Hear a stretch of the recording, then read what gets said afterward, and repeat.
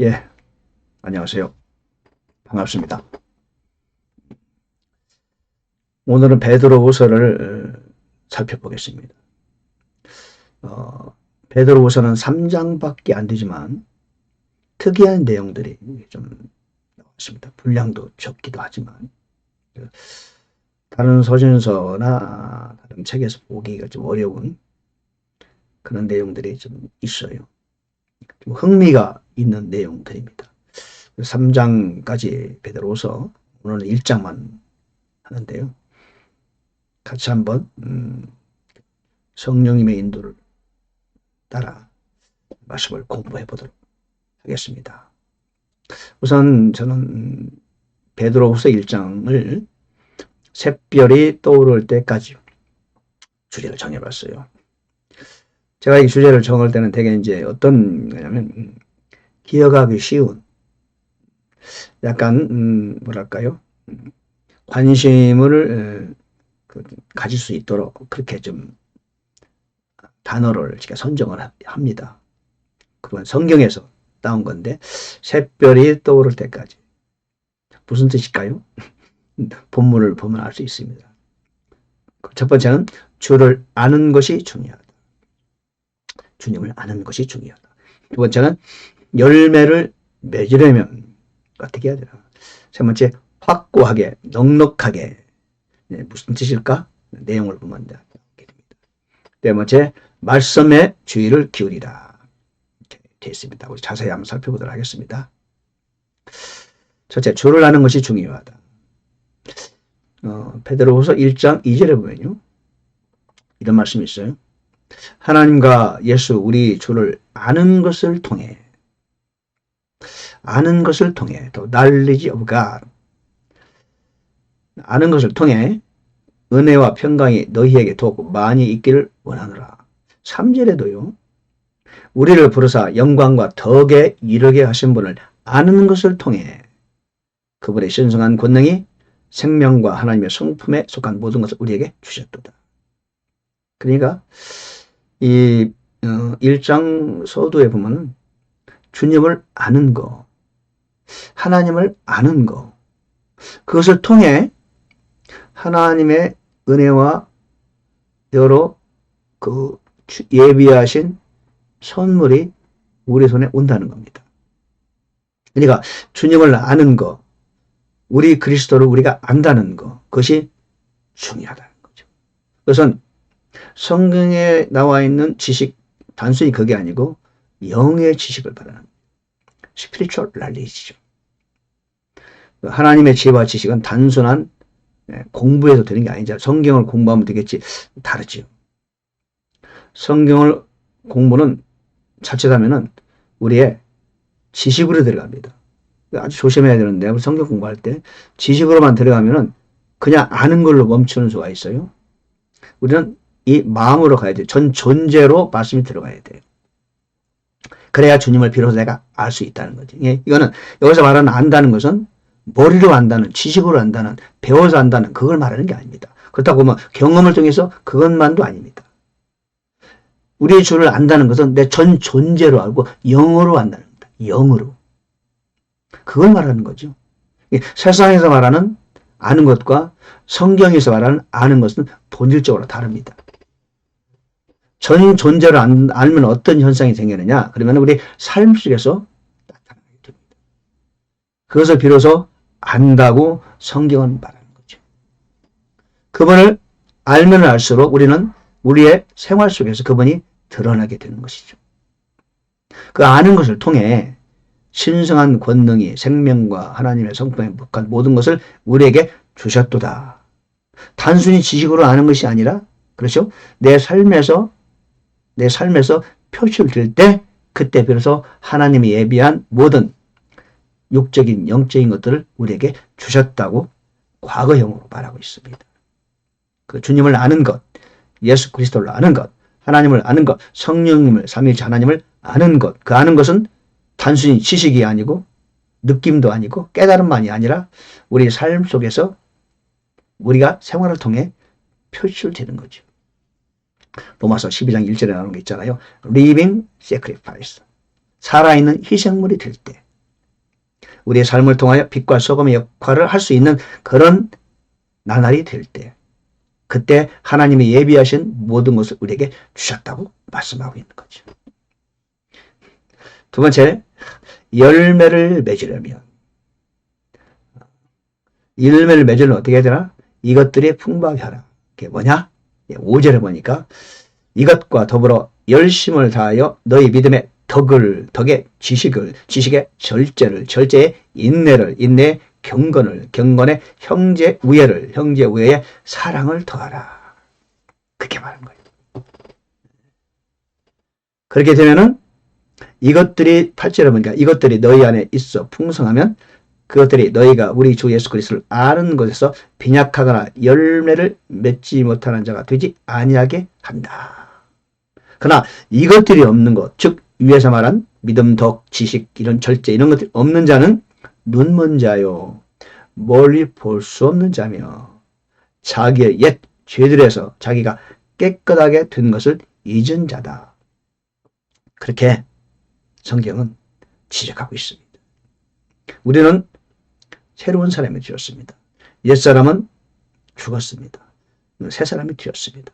새 사람이 되었다면은 마땅히 아까 말씀드린 것처럼 열심을 다해서 믿음과 덕과 지식과 절제와 인내와 경건과 형제 우애와 사랑을 우리 삶 속에 더해야 되고 나타나야 된다는 것이죠.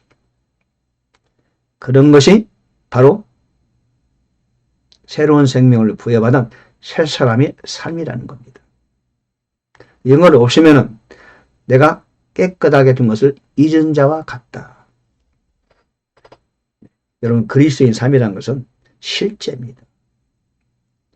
그래서 열매를 맺으려면 이것들이 풍부하도록 하자.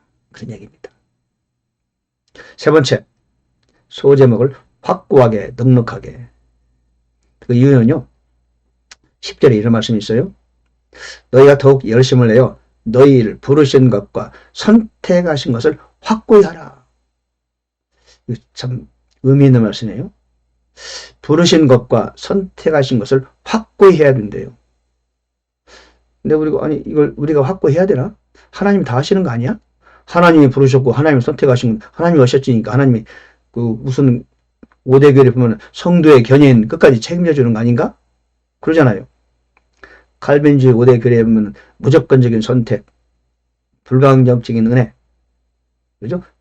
전적 타락이 먼저인가요? 자, 전적 타락, 무조건적인 선택, 불가항력적인 은혜, 제한적 속죄, 성도의 견인, 5대 교회 아닙니까? 근데 여기는 보니까 하나님이 다 하신다는 뜻인데 5대 교회는 여기는 보니까 부르신 것과 선택하신 것을 확고히 하라. 이어서 나온 말이 더 중요해요. 너희가 이것들을 행하면 결코 넘어지지 아니하리니. 개역성경에는 실족하지 아니하리니. 아니 그럼 우리가 내가 뭔가를 잘못하면 넘어진다는 얘기 아니야. 그래서 이 베드로서 1장 10절은 사람이 해야 할 일에 대해서 마땅히 해야 돼. 행하면 그러잖아요. 행하지 못하면 넘어진다는 얘기 아닙니까? 행하지 못하면 확고히 하지 못하는 것이 되지 않습니까? 그죠? 열심을 내지 않고 행하지 않으면 부르신 것과 선택한 것을 확고히 할 수 없는 위험에 처했다는 거 아니에요? 11절이 더 중요해요.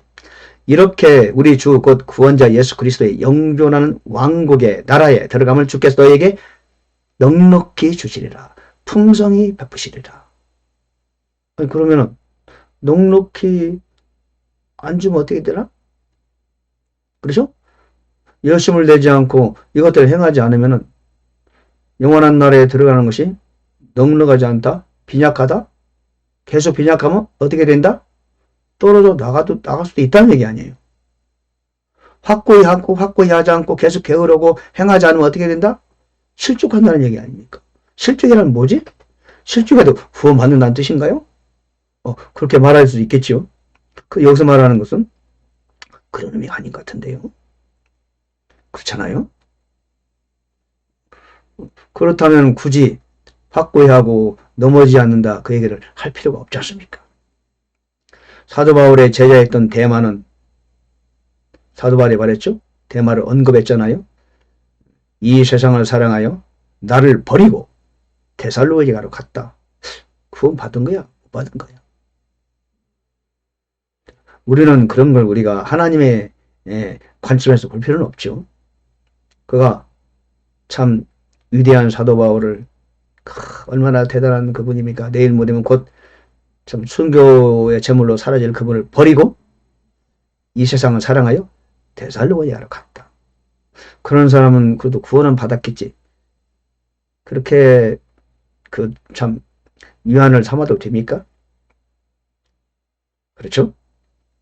웨슬레는 전국을 다니면서 살펴보니까 예전에 잘 믿다가 실족해서 타락한 사람을 봤어요. 여러 명을 보고 이게 아니구나. 그렇게 깨달아서 웨슬리안 교회를 확정했다고 그러죠. 저는 뭐 웨슬리안이고 칼빈이고 알미니안이고 그런 거 중요하지 않습니다. 성경을 보면은 우리 책임을 말하고 있어요. 너희가 이것들을 행하면, 행하지 않으면 우리는 하나님이 어떻게 보시나 생각 좀 합시다. 다만 우리는 우리가 해야 할 일을 하자고요. 이것들을 행하면 넘어지지 않는데요. 그리고 하나님 나라에 들어감을 넉넉히 주신답니다. 우리는 그쪽을 택하자고요. 그렇죠? 왜? 내가 살아야지 일단. 다른 사람은 차치하고라도 내가 살아야, 내가 올바르서야, 내가 넘어지지 않아야 우리 가정도 우리 자녀도 지켜낼 거 아닙니까? 자, 이제 마지막 네 번째입니다. 말씀에 주의를 기울이자. 말씀에. 19절에 아주 특이한 내용이 있어요. 또한 우리에게는 더 확실한 대언의 말씀이 있으니 날이 새어 샛별이 너희 마음속에 떠오를 때까지. 원문이 그렇습니다. 너희가 어두운 곳에 비치는 빛을 대하듯 이 말씀에 주의를 기울이는 것이 잘하는 것이니라. 참 이게 좀 약간 특이한 내용이죠. 색다른 내용이에요. 날이 새어 샛별이 너희 마음속에 떠오를 때까지. 뭘 할 때요? 말씀을 대할 때, 말씀을 읽을 때, 말씀을 연구할 때, 말씀을 묵상할 때, 날이 새어 샛별이 우리 마음속에 떠오르는 그런 느낌을 가질 때까지, 그리고 어두운 곳에서 비치는 빛을 대하듯 이 말씀에 주의를 기울이라. 그것이 잘하는 것이다. 아주 놀라운 말씀 아닙니까? 아주 실천적인 내용 아닙니까? 이것이 단순한 이론이 아니에요. 그러니까 우리가 말씀을 대할 때 말씀에 주의를 기울여야 되는데 어떤 식으로 해야 되느냐? 경험적인 얘기입니다. 이거는 지금 사도 베드로가 경험적으로 말한 거야. 날이 새어서 샛별이 떠오르는 거 알잖아요. 캄캄한 새벽인데 아직 날이 안 샜어. 날이 새면서 샛별이 막 떠올라요. 그것이 마음에 떠오를 때까지 말씀에 주의를 기울여요. 또는 어두운 곳에서 빛이 쫙 비치는 거 있죠. 어두운 곳에 비치는 빛이 들어오듯이 그렇게 말씀에 주의를 기울이라 합니다. 여러분 그런 경험 하신 적 있습니까? 저는 그런 경험을 자주 합니다. 지금도 합니다. 말씀을 연구하다 보면요. 전에 미처 생각지 못한, 미처 깨닫지 못한 그런 말씀이 다시 또 샛별처럼 떠올라요. 정말로 어두운 곳에서 빛이 비치듯이 그런 경험도 합니다. 정말로 이거는 말씀에 관하여 경험을 가진 사람은 금방 이해합니다. 여러분, 말씀은 특별한 사람에게 주신 선물이 아니죠. 저와 여러분 모두에게 하나님은 말씀을 주셨어요. 베드로는 우리에게 지금 조언합니다. 샛별이 마음에 떠오를 때까지 그렇게 말씀할 때 하세요. 어두운 곳에 빛이 비치는 것처럼 그렇게 말씀에 주의를 기울이세요. 그것이 잘하는 겁니다. 그렇게 말하고 있습니다. 여러분 이해가 되십니까? 그러면서 말합니다. 먼저 이것을 알라. 성경은, 말씀은, 대언은 결코 어떤 사적인 해석에서 나지 않고 오직 하나님의 거룩한 사람들이 성령께서 자기들을 움직이시는 대로 것이다. 이렇게 말해요. 성경에 대해서 말하고 있죠. 우리는 성경을 의심하지 않죠. 그렇게 사람의 사적인 해석에 나오지 않은 거죠. 성령께서 영감을 주셔서 성경은 이 땅에 전해졌죠. 자, 우리는 성경을 대할 때 그렇게 샛별이 마음에 떠오를 때까지 어두운 곳에서도 빛이 비치는 것처럼 그렇게 말씀에 주의를 기울이자. 그러니까 교회에서 공부하고 이런 것도 중요하지만요. 내가 직접 이렇게 샛별을 만나고 어두운 곳에서 비친 빛을 만나는 그런 경험을 말씀을 통해서 내가 해야 한다는 겁니다. 스스로 성령께서 나를 가르쳐 주시고 그분을 의지하고 그렇게 말씀과 함께 가면은 그런 경험을 우리가 할 수 있다는 그 얘기죠. 마치 샛별이 떠오를 때까지. 자, 1번은 주를 아는 것이 중요하다. 머리로 아는 것이 아니라 나의 몸 전체로 전 존재로 알고 그것이 삶으로 표출되는 그것이 진정한 아는 것이다. 열매를 맺으려면 믿음의 덕을 지식의 절제를 형제 사랑의 우애의 사랑을 아시죠? 우리를 확고하게 하시고 넉넉하게 하신다. 자, 오늘 우리 하나님께서 저와 여러분에게 좋은 말씀 주셨습니다. 이 말씀이 여러분 삶 속에 그대로 표출되는 능력의 말씀 되기를 간절히